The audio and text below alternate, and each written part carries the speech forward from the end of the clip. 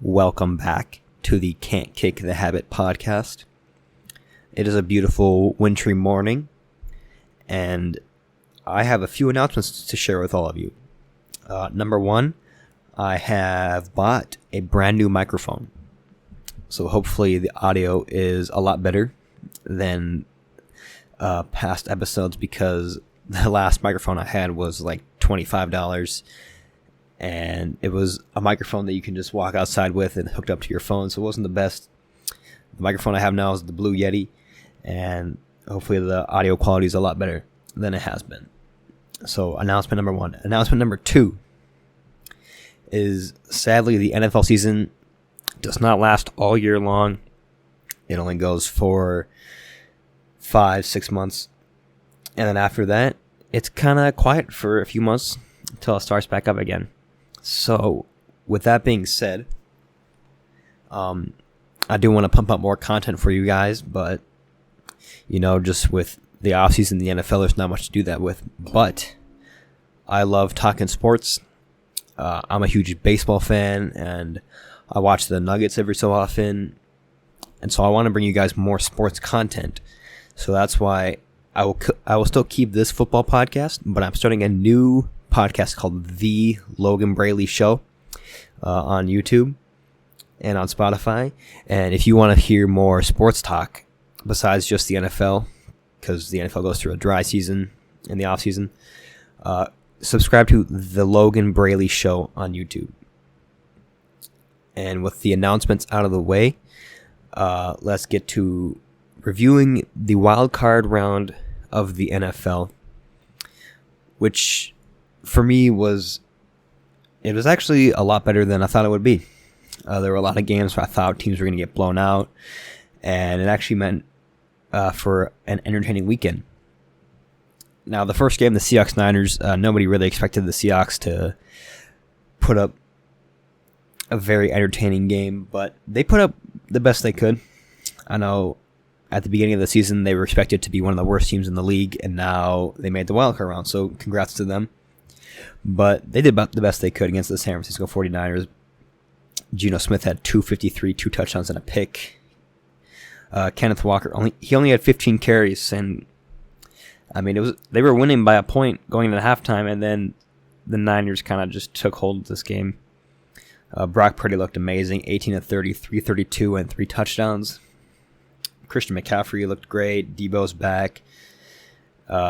George Kittle still there doing great things. So this team is going to be scary moving forward. Nobody's going to want to play the Niners. But unfortunately for the Niners is that the playoffs go through Philly now. So they have to go to Philly, which is a very harsh environment, very tough place to play. But Niners beating the Seahawks 41-23. Nobody really expected the Seahawks to win this game, and the Niners took care of business. Chargers Jags. This is probably the spread of this game was -1.5 Chargers. So this was probably supposed to be the closest game of the weekend, and it was, because the Jags won by a point. And here's what I have to say to the Chargers. Is this your culture now? You just can't win a game. You can't win the big game. It's not even that. I mean, this is a pretty decent game, but it's not even that big. I mean, the Super Bowl is really big. This is a wild card weekend. You're up 27. You should be able to win. And you give it up to the Jaguars, a team that beat you earlier this season, so you should have that chip on your shoulder. You're up 27-0. Trevor Lawrence has thrown 4 interceptions in the first half. And you just let him come right back and beat you. I don't understand. You have Justin Herbert, Keenan Allen, Austin Eckler on defense. You got Kyle Van Noy, Khalil Mack. And I can't think of the cornerback's name, but you have him too. And you let the Jaguars come back in the second half, scoring touchdown after touchdown after touchdown. Justin Herbert only had 1 touchdown and 273 yards. Take a look at this stat right here. The Chargers ran the ball 23 times. 23 times. That is insane.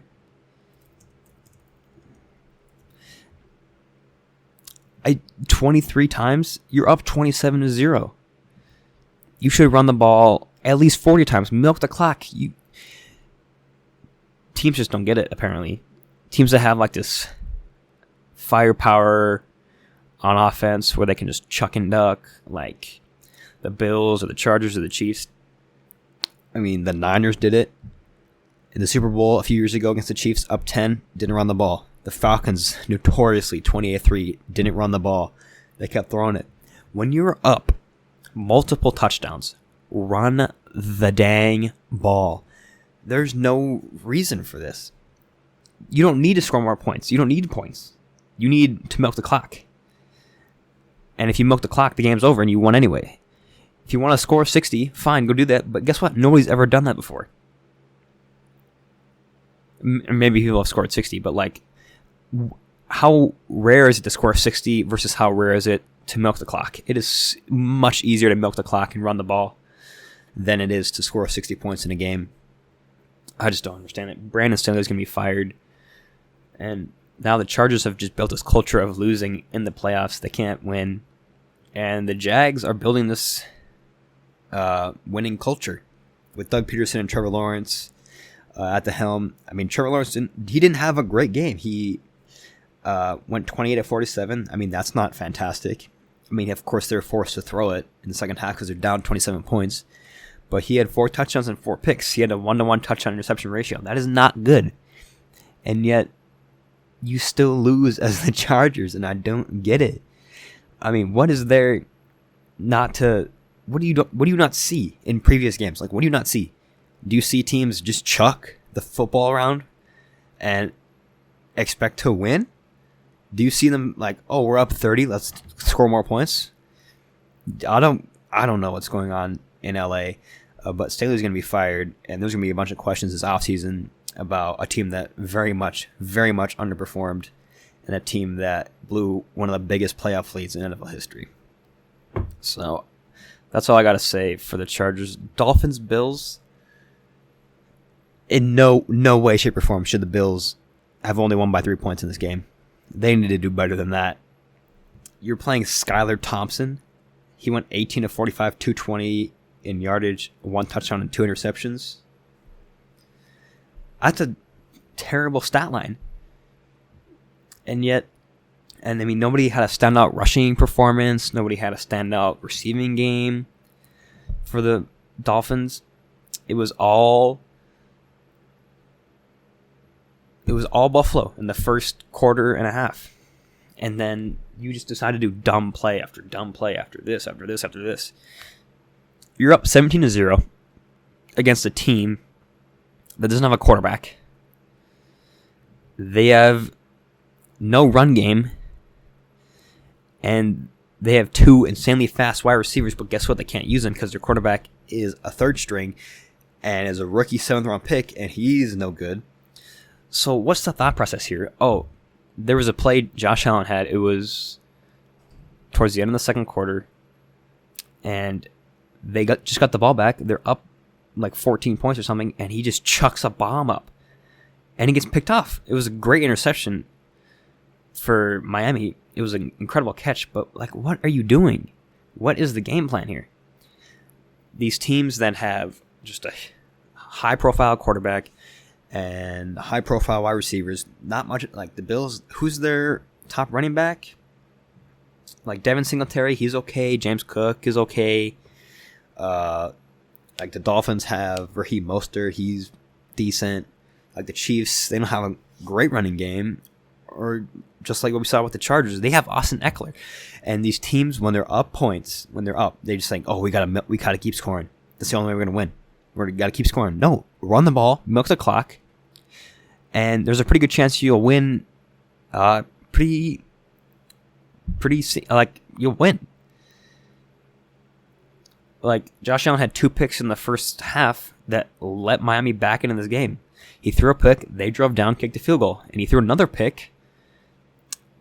I mean, besides the fact that Cole Beasley kind of missed it and tipped out of his hands, but still he had a second pick.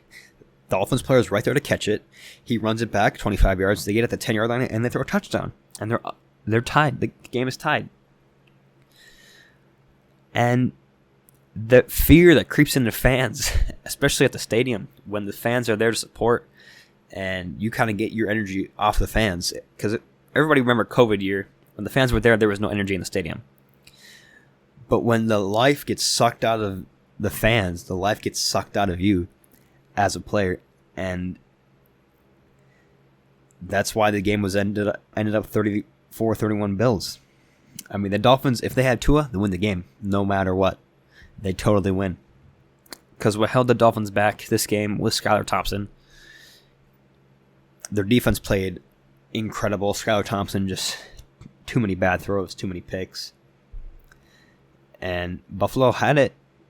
I mean, they won the game in probably the longest game in NFL history, but the game took forever. You got to run the ball. You have to learn to run the ball, especially against a team like the Chiefs. Or a team like, the Bengals. Or the team like the Jaguars even. You got to know, okay, when are we up by a good amount of points that we can just run? And I think 17-0 is a pretty good indicator. We should run the ball. Because you let Miami back into this game with those 2 picks. You just let them back in. Anyways, Dolphins win. I'd be scared if I was a Bills fan because that was an abysmal performance by them, even though they beat the Dolphins 34-31. Okay. Here's a game that took the soul out of my body, ripped it out, and just smashed it into 1,000 pieces. I was hopeful For the Minnesota Vikings. Because I do like them. I am a fan of them. I was hopeful. I was like, there's no way the Giants come into Minnesota on wildcard weekend with a practice squad lineup. Pretty much. They have so many injuries. The Vikings haven't sustained that many injuries. There's no way they let the Giants come in and just stomp all over them. There's no way that they don't change up their defense a little bit and apply a lot of pressure or a lot more pressure. And there's no way the Giants outscore the Vikings on offense. And I was wrong in every single one of those categories.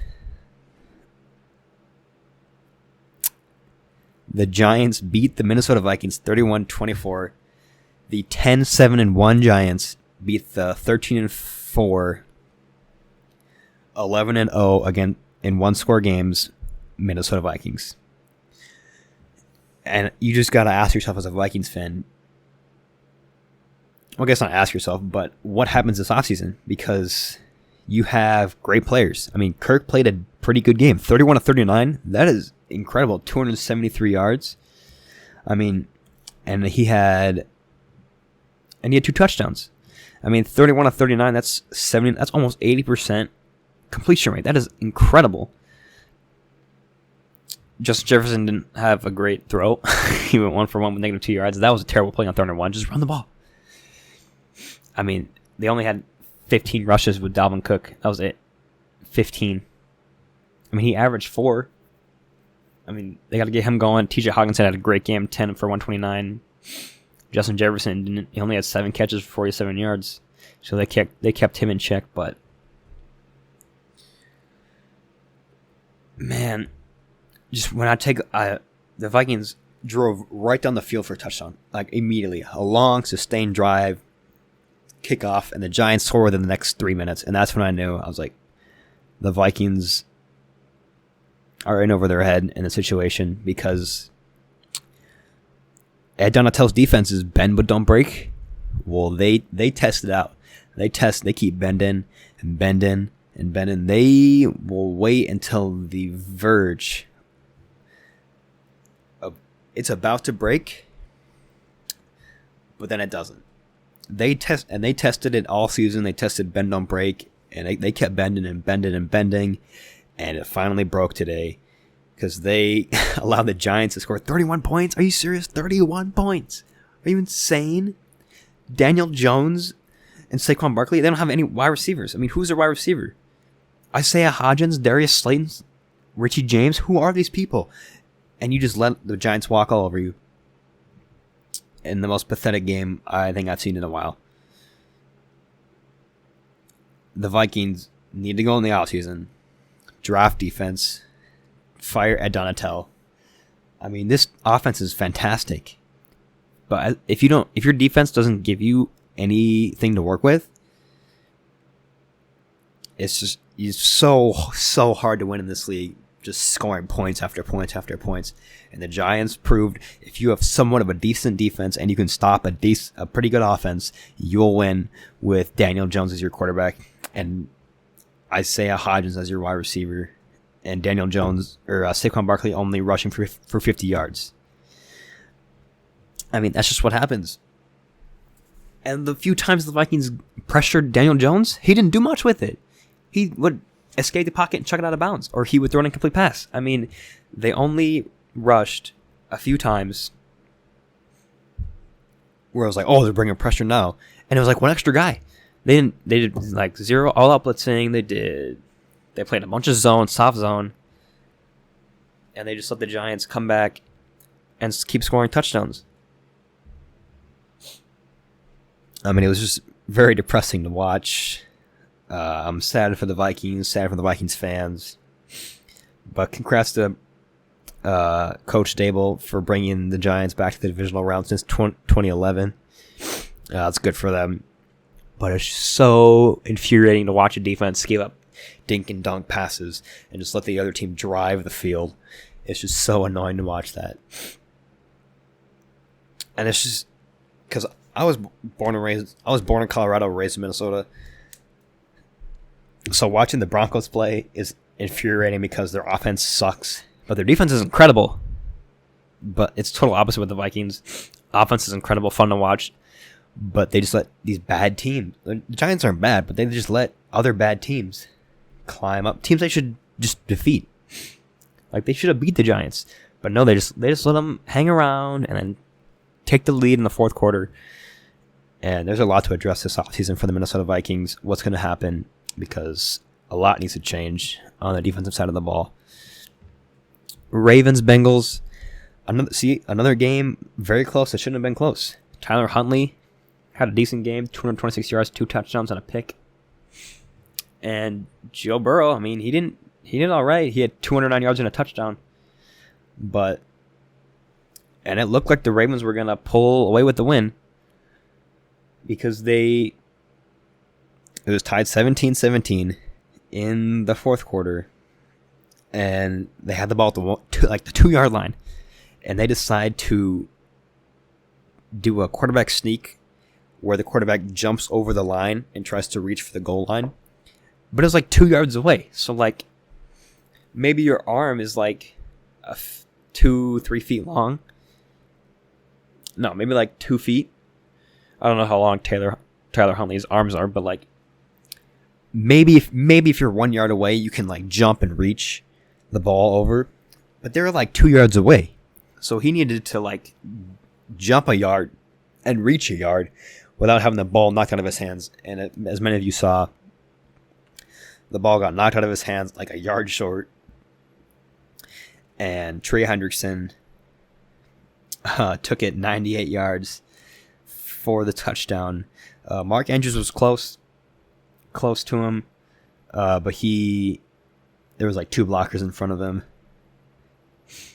so not much you could do there for Mark Andrews. But that defensive touchdown set the tone for the Bengals the rest of the game. The Ravens had like one more drive at the end of the game. Tyler Huntley threw up a prayer, and one of the receivers almost had it, glanced off his hands, but as he dove for it. But so that game was fun to watch, but it was a very scary weekend for a lot of very good teams. Honestly, besides the Niners. The Niners are the only team that won by a lot. They had in the bag. Chargers blew a huge lead. Bills looked terrible against the Skylar Thompson-led Dolphins. The Vikings lost and the Bengals should have lost against the Ravens if it wasn't for, okay, I'm just going to take the ball out of your hands as you jump and just hand it to my teammate over here who can sprint 98 yards for the touchdown. It was just a crazy. You never know in the wild card round. You just never know. And everybody thought, oh, these games are not going to be close. The only close games would be the Jaguars, Chargers. Nope. There were some upsets. There was some sadness. And some things to be worried about moving into the divisional round if you're a Bills-Bengals fan. If you're a Niners fan, you're totally fine because you play the winner of the Cowboys-Bucks game, because the Giants already locked down that they're playing the Eagles, and the Niners are going to play the Cowboys-Buccaneers. Two teams that have not performed to their standards. Buccaneers are ended the season with a losing record and made the playoffs because they won the division, because the NFC South is awful. And the Cowboys, who just got blown out by the Commanders. So be happy as a Giants fan that you're playing one of these teams, because you have be happy as a 49ers fan that you're playing one of these teams, because they're both just playing very bad football right now. A lot of people are kind of saying, oh, the Bucs could win, Tom Brady in the playoffs. Yeah, but also Tom Brady's 45 years old. He has had one game where he connected with Mike Evans, and that was 2 weeks ago. And it was like the second half. So he hasn't had, I know it's Tom Brady in the playoffs, but if this was any other team besides the Cowboys in the NFC, I would pick the other team. But the Cowboys have just shown that they are incredibly inconsistent. Dak throws multiple picks, if not, he throws one pick, if not multiple picks a game. And if they can get their running game going and Dak can be safe with the football, they'll win the game no matter what, because they have a great defense. But if you let Tom Brady sneak back into this game, it'll be unfortunate that the Cowboys get knocked out in the wild card round, because they have made a habit of getting knocked out early in the last 20 years. So, but I'm gonna go with the Buccaneers tonight. See what they do, and if they win, I will rejoice a little bit, but also mourn and be sad because the Vikings lost, and because my Denver Broncos are one of the worst teams in the league, and they don't have a pick next year. But they have a pick technically for the Dolphins, who just lost, so that's a little higher pick, but now it's like 20th, and they could have had 5, but no. They traded for freaking Russ. They could have had Justin Fields, but no. They could have had Dak, but no. They could have had a bunch of quarterbacks. They could have had Josh Allen, but no. They decided to trade for Russ, and now we don't have a top 5 pick, and unless we get Sean Payton or Jim Harbaugh, I'm going to be livid. Anyways, that's a little rant right there. But thank you for listening to this podcast. Remember, let me know if the mic or if the sound is better, because if not, I will return this and go full Karen mode on them for giving me a crappy microphone. And then I'll get yelled at probably because I didn't set it up right or whatever. I don't know. But second, subscribe to The Logan Braley Show if you want to be updated on latest sports news, not just NFL news on the Can't Keep the Hobby podcast. But if you want baseball, if you want basketball, if you want a little bit of hockey, if you want big sports news coming at you, and you want to listen to it on a podcast, subscribe to The Logan Braley Show. I'll be really glad to put out some more content over the coming weeks, because guess what? I am a swimmer in college, and swim season's almost over. So that's good for podcasting, because that means I can do a lot more without being at practice for 6 hours, or not 6 hours, like 4 hours a day. So, with that being said, thanks for listening, and I'll catch you guys in the next episode. Peace.